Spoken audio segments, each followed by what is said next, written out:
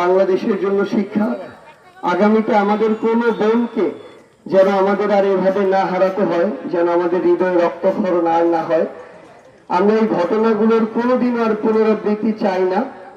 এ কারণে আমাদের জায়গা থেকে অন্তর্বর্তীকালীন সরকারের কাছে একটাই চাওয়া, যে আমরা কিছুদিন আগে আমাদের ছোট্ট বোন আসিয়াকে হারিয়েছি, আজকে আমরা আমাদের আরেকজন বোনকে হারালাম। আমরা এই বাংলাদেশে আমাদের বোন আসিয়া লামিয়ার মতো আর কোনো বোনকে হারাতে চাই না। এই খুনিদের সর্বোচ্চ শাস্তি মৃত্যুদণ্ড আমরা আগামী যে 90 দিনের যে সময়, তার মধ্যে আমরা তাদের মৃত্যুদণ্ড দেখতে চাই। এবং এই মৃত্যুদণ্ড যদি প্রকাশ্যে আমাদের সামনে নাও দেওয়া হয়, তাহলে তাদের ওই মৃত্যুদণ্ড দেওয়ার যে চিত্র, সেই ছবি এবং ভিডিও পুরো পৃথিবীর সামনে আসা দরকার। তাহলে আগামীতে আর কোনো নরপিশাচ, যাদের কারণে আমরা আমাদের বোন আসিয়া লামিয়াদেরকে হারিয়েছি, তারা এই বাংলাদেশে আর জন্ম নেবে না।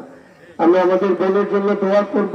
বলতে দ্বিধাও হয়, কিন্তু তবুও বলতে হয় যে যখন লামিয়ার উপর অত্যাচার এবং নির্যাতনের যে হুমকি আসছিল, সে যে বিচার চাচ্ছিল, সেই সময় বিচারের প্রক্রিয়াটি নিশ্চিত হলে সে হয়তো আজকে পৃথিবী থেকে বিদায় নিত না।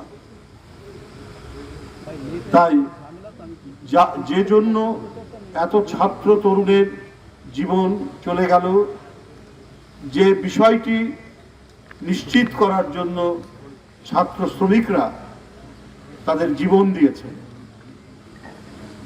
সেটা এখনো কেন বিলম্বিত হবে? অর্থাৎ আইনের শাসন এবং ন্যায় বিচার। একজন মানুষ ভুক্তভোগী হলে, একজন মানুষ সমাজে কারো দ্বারা উৎপীড়িত হলে, নির্যাতিত হলে, সে যদি বিচার প্রার্থী হয়, সেই বিচারের প্রক্রিয়া কেন বিলম্বিত হবে? এটা আজকে গোটা জাতির প্রশ্ন, এটা আজকে সাধারণ মানুষের প্রশ্ন। লামিয়ার তার যে পৃথিবী থেকে চলে যাওয়া, তার এই যে মৃত্যু, এর মধ্যে দিয়ে গোটা জাতির সামনে একটা বড় প্রশ্ন হয়ে দাঁড়িয়েছে